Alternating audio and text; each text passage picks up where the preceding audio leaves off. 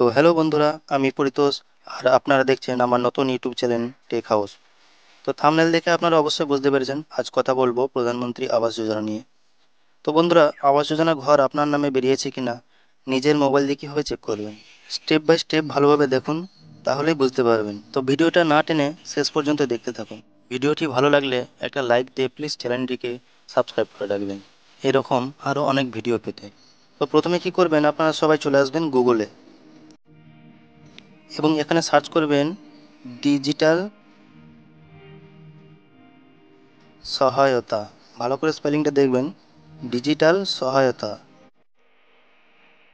এটা সার্চ করলেই এখানে এই যে সর্বপ্রথম এই ওয়েবসাইটটি চলে আসবে। এই ওয়েবসাইটটা আছে, এখানে প্রেস করবেন এবং তারপর একটু স্ক্রল করলেই আপনি এখানে এই ফটোটা দেখতে পাবেন। এই ফটোটাতে ক্লিক করবেন, তাহলে আপনার কিছু এরকম ইন্টারফেস দেখতে পাবেন। এবার স্ক্রল করে একটু নিচের দিকে আসলেই আপনারা এই চেক লিঙ্ক অপশনটিতে ক্লিক করবেন। এখানে আপনাকে নিয়ে চলে আসবে সোজা প্রধানমন্ত্রী আবাস যোজনার অফিসিয়াল ওয়েবসাইটে। তারপর এখানে আপনার সালটা সিলেক্ট করবেন। সালটা সিলেক্ট করার পর এই প্রধানমন্ত্রী আবাস যোজনা গ্রামীণ এটাকে সিলেক্ট করে নেবেন।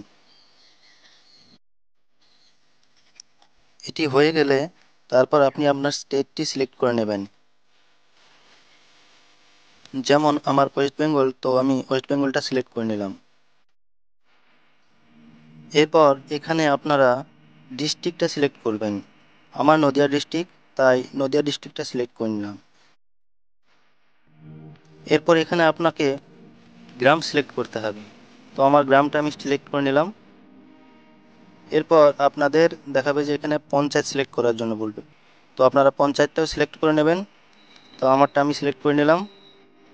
এরপর এখানে দেখুন ক্যাপচা কোড দেওয়া আছে 66-10। তো এই খালি জায়গাটিতে 66-1056, মানে এই নাম্বারটি এখানে ফিল করে দেবেন। ফিল করার পর এখানে সাবমিট বাটনটি প্রেস করে দেবেন। তারপরে একটু স্ক্রল করে নিচে আসবেন।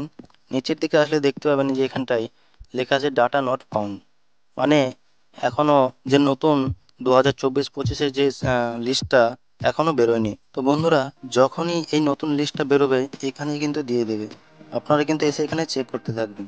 আর আপনারা যদি মনে করেন যে এর আগে কারা কারা ঘর পেয়েছে আমার পঞ্চায়েতে, তো তাদের লিস্টটাও আপনারা কিন্তু দেখতে পারেন।